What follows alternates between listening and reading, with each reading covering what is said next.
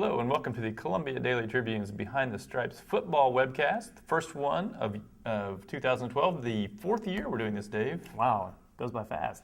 I still have not laundered my shirt, so we're on our third art director, but same laundry. I'm guessing my forehead's a little wider also, a little taller.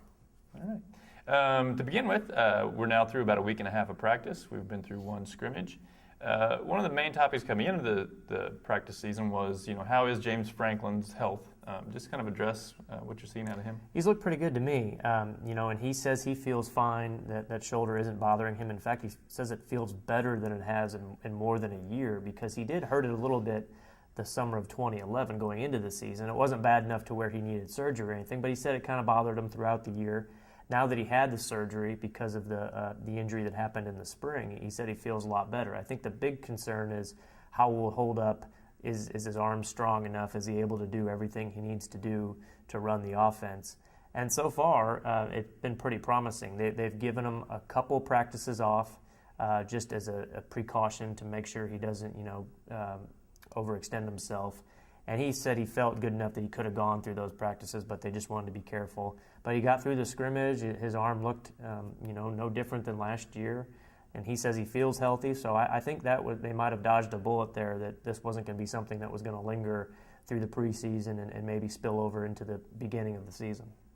All right. The other kind of question coming in was, is there a backup quarterback race at all?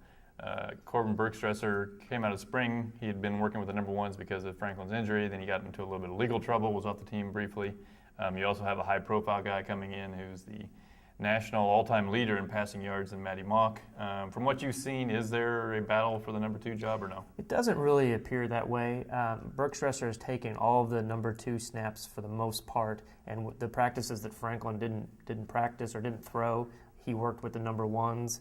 And just offensive coordinator David Yost was asked about it a couple of days ago, and he said, no, there's a pretty wide gap between those two, just because Bergstresser has been in the system for a year.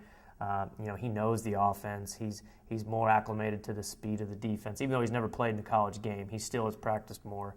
And Mauk just, he's so young, and it's just the gap between them just seems like it's not significant enough to where they will not play Corbin or not have him number two and play Mauk, and that would put them both in the same class. Right. They'd be on target to graduate the same year, and you don't ideally want that with quarterbacks. You want to separate them a little bit. So I think all things being equal, Bergstresser would be number two. Mauk would really have to outplay him to have the edge and be the number two guy going into the season.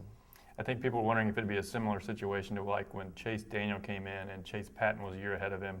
That year, Chase Daniel, I thought, came in really ready to play at the college level and was clearly better than Chase Patton, and so he plays as a true freshman. That's really not been, from what I've seen, the case this year. I mean, Matty Mauk looks fine, but he doesn't just walk in and just blow your doors off as someone who's just, from the day he sets foot on campus, is ready to play. Right. He's looked a lot better than he did the first couple of days, but I think that's true for almost any freshman that comes in. So I just don't feel there's a huge need for them to play him this year, and so far the results just haven't really warranted him, passing over the older guy.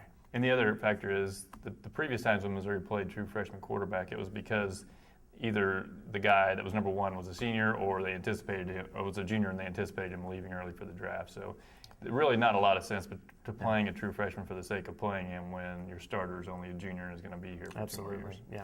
All right, we're doing something a little different with the webcast this year, making them a little shorter, basically taking on one topic per webcast and then just doing more of them. So that'll wrap this one up. Tune in tomorrow and we'll talk a little bit about Missouri's newcomers.